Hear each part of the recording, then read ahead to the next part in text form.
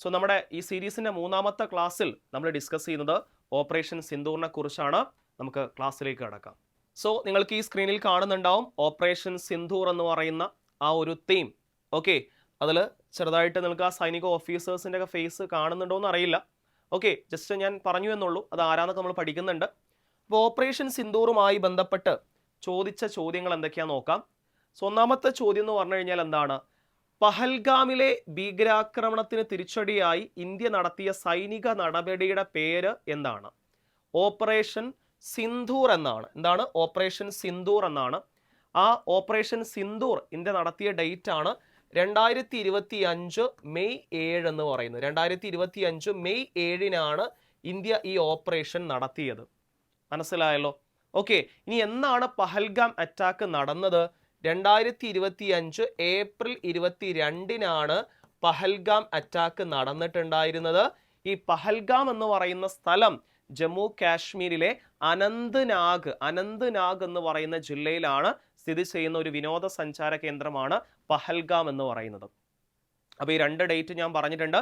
2025 April 22-നാണ് Pahalgam attack നടക്കുന്നത്. 2025 May 7-നാണ് operation Sindoor നടത്തിയത്. ഇനി ഓപ്പറേഷൻ ബ്രഹ്മ ഇവിടെ കാണുന്നുണ്ടാവും.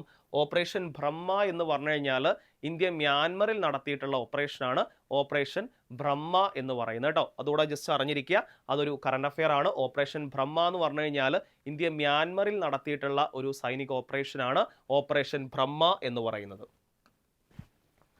ഇനി ഓപ്പറേഷൻ സിന്ദൂറുമായി ബന്ധപ്പെട്ട ഒരു സ്റ്റേറ്റ്മെന്റ് ചോദ്യമാണ്. 128/2025 സ്റ്റോർ കീപ്പർ പരീക്ഷയിൽ ചോദിച്ച ഒരു ചോദ്യമാണ്. ഓപ്പറേഷൻ സിന്ദൂറുമായി ബന്ധപ്പെട്ട ശരിയായ പ്രസ്താവനകൾ ഏതെല്ലാമാണ് എന്നാണ് ചോദ്യം. ജമ്മു കാശ്മീരിലെ പഹൽഗാം ഭീകരാക്രമണത്തിന് ഇന്ത്യ നൽകിയ തിരിച്ചടിയാണ് ഓപ്പറേഷൻ സിന്ദൂർ എന്ന് പറയുന്നത്. ഇത് ശരിയായിട്ടുള്ള സ്റ്റേറ്റ്മെന്റ് ആണ്. അത് നമുക്ക് എല്ലാവർക്കും അറിയുന്നതാണ്. 2025 മെയ് 7-നായിരുന്നു ഇത് നടന്നത്. ഞാൻ ഓൾറെഡി ആ ഡേറ്റ് പറഞ്ഞിരുന്നു. 2025 മെയ് 7-ആണ് പഹൽഗാം അറ്റാക്കിന് തിരിച്ചടിയായിട്ട് ഓപ്പറേഷൻ സിന്ദൂർ നടത്തിയ ദിവസം. ഓപ്പറേഷൻ പഹൽഗാം അറ്റാക്ക് നടന്ന ദിവസം എന്നാണ് 2025 ഏപ്രിൽ 22-നാണ്.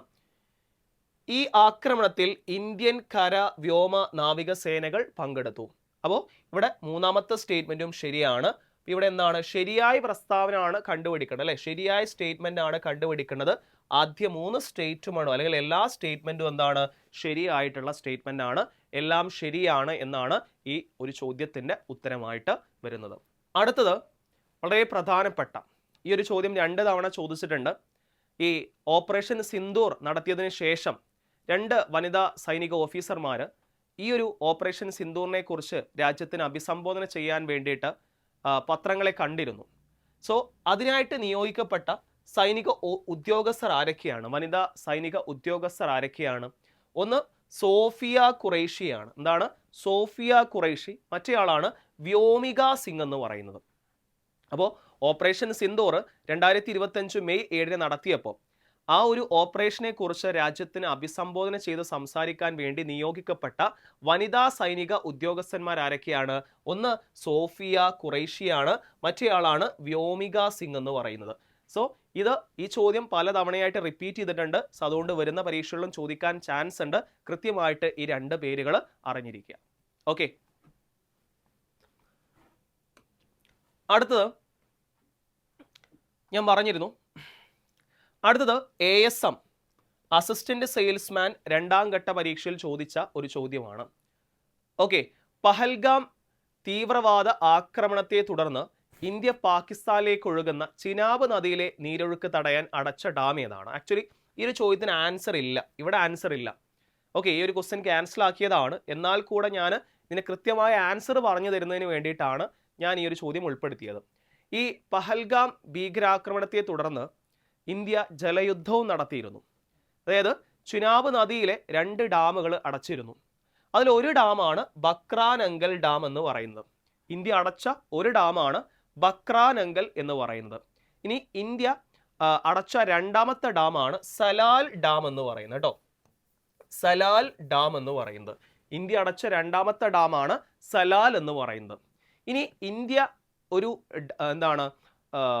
ഡാം തുറന്നു വിട്ടിരുന്നു. ഓക്കെ, ആ ഡാം എന്ന് പറയുന്നത് ഉറി ഡാമാണ്. ചലം നദിയിലെ ഉറി ഡാമാണ് ഇന്ത്യ ഓപ്പൺ ചെയ്തത്. മനസ്സിലായല്ലോ? അപ്പോൾ ഈ പഹൽഗാം തീവ്രവാദ ആക്രമണത്തിന് ശേഷം ഇന്ത്യ ജലയുദ്ധവും നടത്തിയിരുന്നു. അതിൻ്റെ ഭാഗമായിട്ട് ചിനാബ് നദിയിലെ 2 ഡാമുകൾ അടച്ചിരുന്നു. ഒന്ന് സലാലും മറ്റൊന്ന് ഏതാണ്? ബക്രാനങ്കലും. അതുപോലെ തന്നെ ഇന്ത്യ തുറന്നു വിട്ട ഡാമാണ് ഉറി ഡാം എന്ന് പറയുന്നത്. അപ്പോൾ ഈ ചോദ്യത്തിന് ഇവിടെ ആൻസർ ഇല്ല. ഈ ചോദ്യം ക്യാൻസൽ ആക്കിയതാണ്. അസിസ്റ്റന്റ് സെയിൽസ്മാൻ പരീക്ഷയിൽ ചോദിച്ച ചോദ്യമാണ്. എന്നിരുന്നാലും ഇതിന് ഉത്തരം നിങ്ങൾക്ക് അറിയണം എന്നതുകൊണ്ടാണ് ഞാൻ ഈ ഒരു ചോദ്യം ഉൾപ്പെടുത്തിയത്. ഓക്കെ ആണല്ലോ? ഇനി ഓപ്പറേഷൻ സിന്ദൂറുമായി ബന്ധപ്പെട്ട ഒരു ചോദ്യമാണ്. ഓപ്പറേഷൻ സിന്ദൂറിൽ പാകിസ്ഥാനിൽ നിന്നുള്ള ഡ്രോൺ മിസൈൽ ആക്രമണങ്ങളിൽ നിന്ന് പ്രതിരോധത്തിനായി ഇന്ത്യ ഉപയോഗിച്ച സുദർശൻ ചക്ര എന്നറിയപ്പെടുന്ന വ്യോമയാന പ്രതിരോധ സംവിധാനത്തിന്റെ പേരെന്താണ്?